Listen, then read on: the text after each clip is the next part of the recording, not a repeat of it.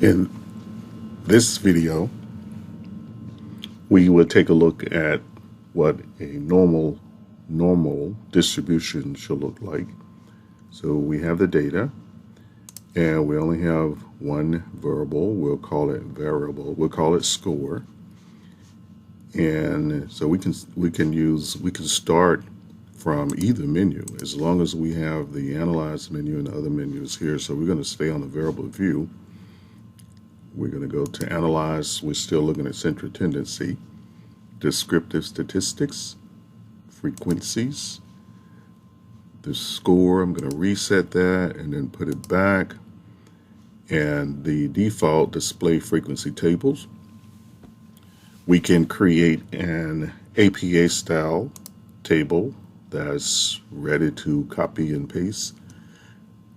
Statistics, central tendency, the mean, the median, the mode, the sum, and this time skewness and kurtosis, as we've talked about already. So these are the other values that we're going to select.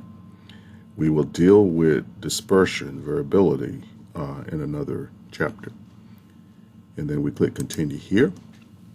But now we need some graphs, so we're going to go ahead and click on charts and the histogram. Make sure we select show normal curve on histogram and then continue.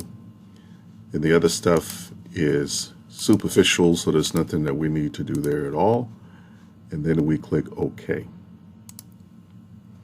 Here's your output. So we saw this previously in a previous video, but now we have different numbers. And N, the number in the sample is 16. There are no missing cases. The mean is 4. The median is 4. And the mode is 4. That's kind of a hint. Usually when the mean, the median, and the mode are all the same number, it's probably a normal distribution, but not always. The skewness, as you can see, is 0, which means that it's not skewed at all. It's perfectly symmetrical. We can skip the standard error skewness. Kurtosis is the peakness of the curve.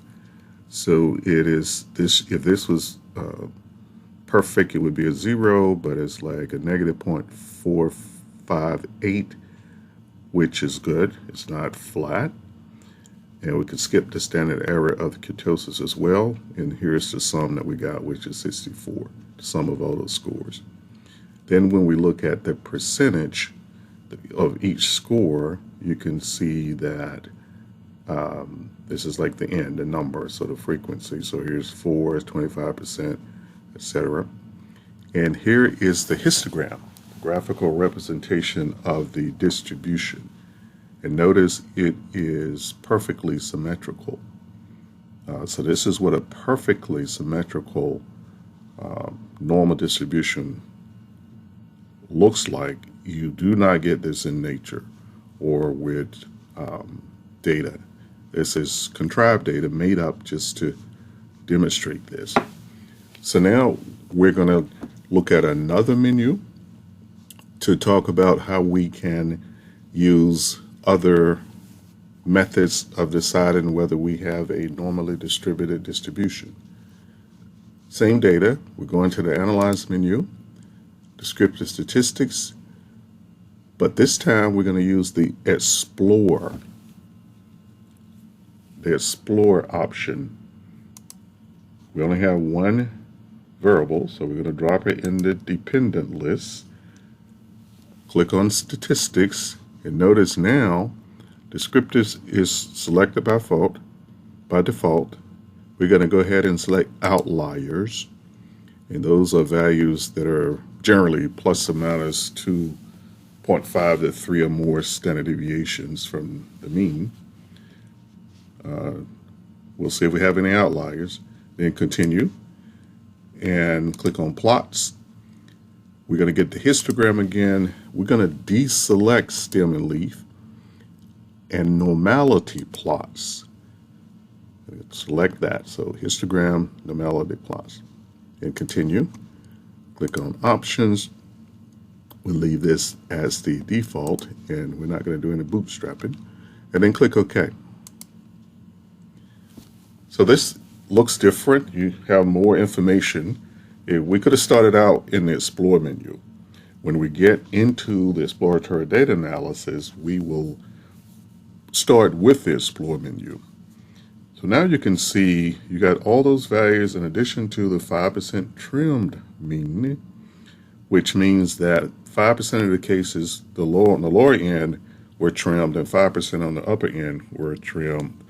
And notice the mean is still the same. So it wasn't any need to trim the mean. If you have outliers, you can trim the mean. We have some other values that we haven't talked about just yet. We have the variance, the standard deviation. You can see the minimum and the max, the range, the interquartile range. We'll talk about that as well in the next chapter. And the skewness, again, of course, is 0. And we already saw the standard error, so it's just displayed differently in the Explore output. This is giving us the extreme values if there were any, but we do not have any. SPSS by default will give you the highest, 5 highest and the 5 lowest. Test of normality. So the KS test and the Shapiro-Wilk test, or the SW test, we do not want this to be significant. Remember, anything less than 0.05 is significant. So the reason why we do not want it to be significant is because if it was, then the data probably would not be normally distributed. So this is good. And so here's the histogram that we saw before. Here you don't have a normal curve on it. If we wanted to, we can put one on it, but it's not necessary at this point. The QQ plot is just another way of seeing if the data is normally distributed. The dots, these individual values, should line up on a diagonal line as close as possible.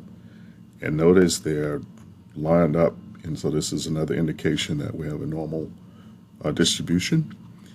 The D-trend normal QQ plot is another way, so the image below the horizontal line, the pattern below the horizontal line and above the horizontal line should be mirror images as they are with this.